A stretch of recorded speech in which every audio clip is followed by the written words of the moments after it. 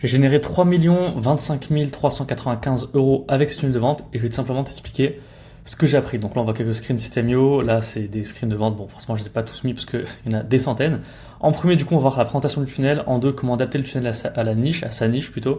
En trois, comment vendre en masse en B2C. Parce que la plupart, quand même, c'est pas mal du B2C.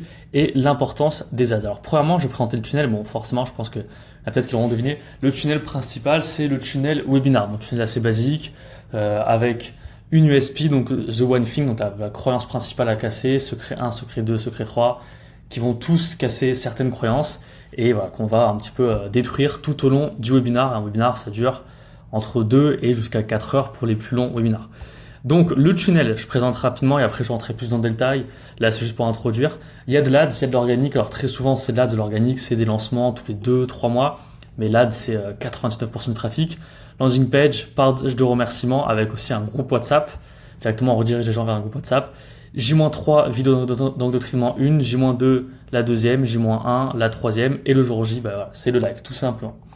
Donc, je vais montrer 2-3 petits exemples. Donc, par exemple, là pour ce client, du coup, pour AIM, voici un petit exemple de sa landing page, donc quelque chose d'assez assez basique, assez sobre, aux couleurs tout simplement d'AIM, du branding d'AIM et de sa niche tout simplement. Donc ça c'est un exemple de petite landing page. Page de remerciement, bon c'est une page vraiment très basique avec les petites vidéos de remerciement et nous ce qu'on met, on met uniquement le bouton pour rejoindre le groupe WhatsApp VIP entre guillemets et après on a les vidéos d'endoctrinement, donc les pages se ressemblent vraiment, sont toutes les mêmes. Qui suis-je, comment débuter l'hypnose et ils ont réussi, donc toujours c'est la même structure. Qui suis-je, l'infopreneur se présente. 2, on commence à casser quelques croyances ou du moins à présenter notre opportunité. Et 3, ce qu'on fait directement, c'est on monte déjà les témoignages pour casser les croyances et à chaque fois, nous, soit on redirige vers la vidéo suivante, soit ce qu'on aime bien faire, c'est rediriger directement vers le groupe WhatsApp pour pousser les gens à aller sur le groupe WhatsApp. Okay, et après, directement, il y a live. Alors, là, on va rentrer un peu plus dans le concret. Le show-up rate. Il faut savoir qu'en moyenne, un bon show-up rate sur du trafic froid, c'est 40%. C'est vraiment un bon show-up rate. Là, c'est uniquement du trafic froid. Alors, sauf là, il y avait 100 inscrits de l'organique. Mais du coup, voilà, sur du trafic froid, au minimum, on va être sur du 35%. Et au mieux, on va taper les 40, voire 47, 48%. Et quand il y a un petit peu d'organique, on peut facilement taper les 60%. Le show-up rate, c'est vraiment la première étape. Le but, c'est de faire venir le plus de personnes, bien évidemment, en live. Du coup, nous, comment on fait simplement pour avoir un aussi bon show-up rate? C'est très simple, on va un petit peu bombarder les rappels. Donc, comme j'ai dit, déjà ce qu'il faut savoir, c'est qu'il y a le groupe WhatsApp, il y a le mail J-3, J-2, J-1 avec des vidéos d'entraînement pour les éduquer. Et après, ce qu'on fait, c'est H-10, petit message WhatsApp, petit mail, H-2, petit message WhatsApp, petit mail, H-15, SMS, message WhatsApp, mail, voice call, donc un faux appel sur un 0607, H+20, alors là, pour ceux du coup qui sont pas venus, bien évidemment, l'automatisation va traquer ceux qui sont venus, ceux qui sont pas venus. Ceux qui sont venus, on les laisse tranquilles. Et ceux qui sont pas venus, ils vont continuer de se faire harceler entre guillemets. H+20 minutes, SMS, WhatsApp et un mail et encore un voice call. Et H+40 minutes, donc pour vraiment ceux qui veulent pas vraiment venir, SMS, WhatsApp et mail. On a enlevé du coup directement le voice call. Sur certaines niches, on met en plus le voice call, un troisième. Bon, on va dire c'est un peu à la limite, donc on préfère rester comme ça sur cette niche. Donc voilà, et ce qu'il faut savoir, c'est qu'il ne faut pas avoir peur de bombarder, parce que moi à chaque fois que je gère des webviews ou quoi, je vois des personnes qui disent merci pour le rappel et tout, j'avais totalement oublié de venir et tout, et il y a des personnes très souvent qui viennent du coup après quand je mets H+20, c'est quand le webinar a commencé depuis 20 minutes, qui viennent après 20 minutes de live et qui disent merci, punaise, le live avait commencé, j'ai totalement oublié, désolé pour ces 20 minutes de retard et tout.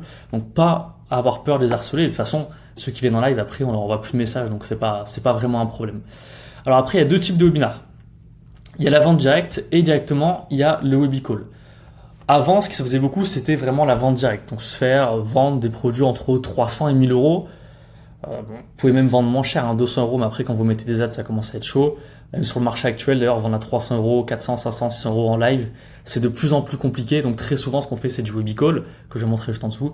Mais là, ce qu'on faisait à l'époque, en fait, c'était tout simplement une vente directe où en fait AIM va dire je vais prendre 10 personnes cette semaine, 15, 20 personnes, bon forcément c'est du marketing, il n'y a pas de limite, hein. S'il y a 50 personnes qui payent, il y a 50 personnes qui payent, et on va un petit peu créer de la FOMO en mettant des faux messages, ouais je viens d'acheter, nanani, nana, et les gens forcément ça va créer de la FOMO, ils vont se précipiter, AIM va les féliciter, et directement elle en fait de la vente directe. Maintenant ce qu'on fait c'est le Webicall, en fait on va vendre du coup un produit high ticket, donc il y a plusieurs milliers d'euros, dans ce cas-là il est à 2100 euros exactement. Et ce qu'on va faire en fait, c'est qu'on va rediriger les gens vers un appel de vente. Donc ça leur permet d'avoir un peu plus de 2 heures de live, plus 1 heure d'appel de vente, ce qui permet de créer suffisamment de liens avec le prospect pour vendre plusieurs milliers d'euros. Vous imaginez bien que vendre 2000 euros cash, du moins sur le marché français, en live, c'est un peu compliqué. Sur le marché US, ça se fait. 2000 euros avec les cartes de crédit qu'ils ont, c'est très peu, donc ils peuvent acheter directement assez facilement. Sauf que sur le marché français, il va y avoir beaucoup plus d'objections qui vont nous obliger à prendre le téléphone. Donc ça, c'est sur la présentation du tunnel. Maintenant, comment adapter le tunnel à la niche? Alors, il faut savoir que nous, on a expérimenté quand même pas mal de niches avec le webinaire. Donc, on a fait l'hypnose, on a fait le BTP, on a fait le piano, on a fait la bourse, on a fait le home organizing, le business de nettoyage et la mode. Et toutes ces niches-là, elles ont toutes marché avec le webinaire, avec ce tunnel de vente spécifique. Donc, le but, c'est bien évidemment de se spécialiser sur un tunnel pour en avoir 10 en même temps. Donc, ça marche un peu avec tous les tunnels. Alors comment on a fait? Tout simplement, le premier point, c'est qu'il faut changer de ton en fonction de l'avatar. Après avoir fait des centaines de webinars, on remarque que, enfin pas besoin d'en avoir fait des centaines, mais là par expérience, qu'il y a une façon de s'adresser à différents types de personnes. Par exemple, quand c'est des femmes qui ont entre 30 et 50 ans, comme le milieu de la mode, du home organizing, même potentiellement du piano, c'était pas vraiment le cas, c'est une cible qui est beaucoup plus émotionnelle et c'est une cible qui a besoin d'être rassurée. Donc c'est pour ça qu'on va mettre beaucoup de storytelling, beaucoup d'études de cas d'élèves qui ont réussi, parce que tout simplement elles ont besoin d'être rassurées. Quand on va s'attaquer à un jeune, par exemple, un marché qui est beaucoup plus make money, 18 par exemple le business nettoyage, 18-25 ans, il faut être beaucoup plus pushy, beaucoup plus rentrer dedans et parler honnêtement, tout simplement. Il y a beaucoup de marketeurs qui font ça, et les plus connus qui s'attaquent aux plus jeunes, comme par exemple Andrew Tate, qui a fait des centaines de millions d'infoproduits. Bon, des personnages, ça va être, c'est un peu extrême, mais c'est très très pushy. Là, on va utiliser des méthodes marketing qui vont être un peu plus pushy. Les thérapeutes, par exemple, dans le cas de l'hypnose, qui ont 50 ans, c'est une cible qui est beaucoup plus professionnelle. Donc, on va avoir un ton calme et on va pas être pushy du tout. On va juste dire que voilà, c'est de la sélection, fais gaffe à qui on prend. Le ton, il va être très, très, très différent, contrairement aux 2 exemples précédents.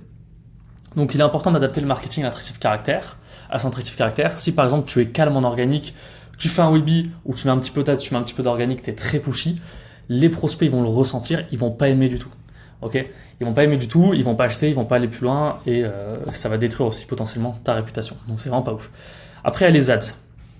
Les ads, elles seront différentes en fonction du persona ciblé. Par exemple, si tu es un thérapeute, en fait, ce qui se passe, c'est que en B2C, on va avoir une promesse qui va être beaucoup plus broad, on va faire beaucoup plus de masse. En B2B, ça va être un petit peu différent parce que là, dans le cas des thérapeutes, on est du B2B, B2C, là, c'est beaucoup plus B2B. En fait, ce qu'on fait, c'est que directement, on les cible. Si tu es thérapeute ou un professionnel de santé, l'hypnose rapide te permettra de blablabla. Donc très souvent, ce qu'on fait, c'est qu'on va mentionner la profession de la personne, l'activité de la personne, et après, directement, on va parler, entre guillemets, notre opportunité. Donc on va commencer à la mettre en avant, l'hypnose rapide. Où là, dans ce cas-là, c'est si tu es artisan dans le bâtiment et que tu n'utilises pas cet outil, tu perds 20% de chiffre d'affaires. Ce qu'on fait avec ça, c'est qu'un petit pop-up avec l'outil qui est bien évidemment flouté, on va pas tout donner d'un coup, ça crée de la curiosité. Les personnes se disent putain mais c'est vrai que je suis artisan, j'utilise pas ça, comment ça se fait et tout, et du coup ils vont être beaucoup plus intéressés. Là c'est aussi tout l'enjeu du webinar, c'est de créer beaucoup de curiosité pour que les gens premièrement ils s'inscrivent, pour pas avoir un CPL à 50 balles, et pour qu'ils viennent au live aussi. S'ils viennent pas au live, si par exemple au thérapeute je donne pas de l'hypnose rapide mais juste de l'hypnose, ils vont dire je sais ce que c'est, je m'en fous. Rapide, ok, c'est un petit peu différent. Pareil pour les artisans, non mais ça si je leur parle de méthode de construction, ils vont peut-être pas être intéressés. Par contre, si je parle d'un outil qui leur permet de faire x2, x3 sur le chiffre d'affaires, ils vont être en mode oula, ah ouais, là c'est peut-être intéressant, donc je vais m'inscrire, donc je vais venir. Et également, ce qui est ultra important, c'est d'avoir un mécanisme unique qui est fort. Par exemple, dans le cas de l'hypnose rapide, encore une fois, le concurrent de l'hypnose rapide, enfin la concurrente, on va dire, c'est l'hypnose ericksonienne. C'est un type d'hypnose qui met plus d'une demi-heure à être mis en place. Donc on met une demi-heure à hypnotiser quelqu'un. L'hypnose rapide, en une fraction de seconde, on peut hypnotiser quelqu'un en utilisant une méthode qui est spécifique du coup à AIM dans ce cas-là. Donc forcément, on vend un mécanisme unique qui va intéresser tous les thérapeutes, tous les professionnels de santé, tous les professionnels du bien-être et tous les passionnés d'hypnose qui se disent mais comment c'est possible? Moi je mets une demi-heure. Pareil, dans le cas du BTP, encore une fois, si je vends juste du tracking de chiffre d'affaires, on va venir justement taper sur le tracking du chiffre d'affaires qui est fait à la bonne franquette. La plupart des artisans, ils font ça. Ils suivent pas trop, ils n'ont pas trop de tableau de suivi. Et là, on va vendre l'opportunité on vous montre en live des outils de suivi d'une entreprise du BTP. On va mettre du bâtiment plutôt. Du bâtiment à plus de 5 millions d'euros par an. Et là, forcément, ils vont dire, ah ouais, quand même, là, c'est intéressant. Ils font 5 millions d'euros par an. Ils ont des informations que je n'ai pas, des outils que je n'ai pas. Donc, je vais venir. Et par exemple, pour le piano, on a tendance à dire que l'apprentissage est long, qu'il coûte très cher, qu'il faut avoir plusieurs profs particuliers, donc c'est très compliqué.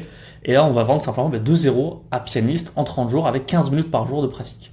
Là, forcément, les personnes qui sont intéressées pour faire du piano, on répond déjà potentiellement à leurs objections directement dès l'USP, donc ils vont être intrigués, donc ils vont vouloir s'inscrire, donc ils vont vouloir venir au live pour un petit peu comprendre ce qui se passe. Donc ça, c'est par rapport à la partie 2, comment adapter le tunnel à la niche. Partie 3, comment vendre en masse en B2C.